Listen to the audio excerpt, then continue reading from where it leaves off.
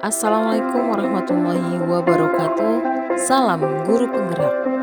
Perkenalkan, nama saya Kartini Fajrianti. Saya adalah calon guru penggerak angkatan ke-9 dari SMA Negeri 1 Tan Kabupaten Sumbawa, Nusa Tenggara Barat.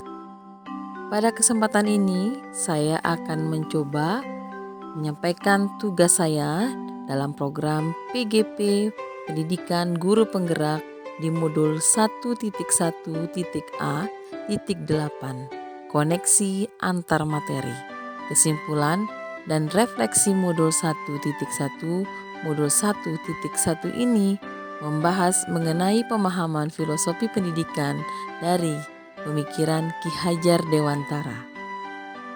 Saya membuat tugas ini mengacu pada 3 pertanyaan pemantik yang ada di LMS sebagai pertanyaan pemantik dalam membuat kesimpulan dan refleksi terhadap pemikiran Ki Hajar Dewantara. 1.A.8. Pertanyaannya adalah, apa yang Anda percaya tentang murid dan pembelajaran di kelas sebelum Anda mempelajari modul 1.1? Sebelum saya mempelajari modul 1.1, saya menganggap bahwa yang pertama, saya kurang memahami karakteristik murid satu sama lain.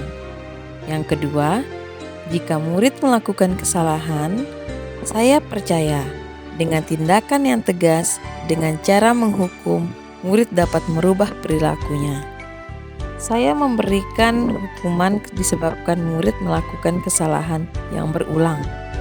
Yang ketiga, pembelajaran dengan metode teacher center merupakan metode yang pas agar siswa saya dapat fokus diam mendengarkan penjelasan dari saya.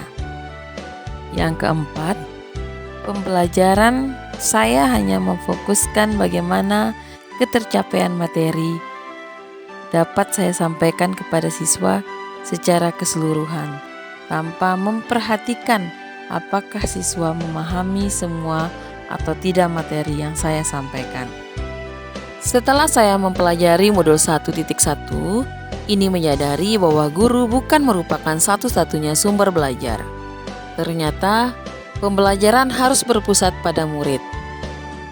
Membuat pembelajaran yang menarik agar murid dapat termotivasi dalam belajar. Selain itu, saya menyadari bahwa karakteristik setiap murid dalam pembelajaran tidak sama. Setiap murid memiliki kodrat alam yang berbeda dari sifat dan lingkungan murid berbeda, sehingga setiap murid mampu mencapai keselamatan dan kebahagiaan. Seorang guru hanya mengarahkan dan menuntun murid agar tumbuh sesuai kodratnya masing-masing. Sebagai contoh, diibaratkan sebagai tanaman padi tidak akan dapat menghasilkan buah jagung. Kita hanya dapat berupaya bagaimana tanaman padi tersebut dapat menghasilkan tanaman padi yang ranum bulirnya. Jika tanaman jagung tumbuh menjadi jagung yang rapi dan indah baris bijinya. Soal yang ketiga, apa yang dapat segera Anda terapkan lebih baik agar kelas Anda mencerminkan pemikiran Ki Hajar Dewantara? Agar kelas yang saya bimbing mencerminkan pemikiran Ki Hajar Dewantara, saya akan berusaha untuk yang pertama, mengutamakan aspek budi pekerti dalam pembelajaran. Saya akan mengajar dengan hati-hati dan pikiran, mengayomi dan menyayangi semua murid. Kemudian saya akan menerapkan trilogi Ki Hajar Dewantara, yakni Ingorsa Sungtulodo Ing Madya Mangun Skorsa Tuturi Handayani.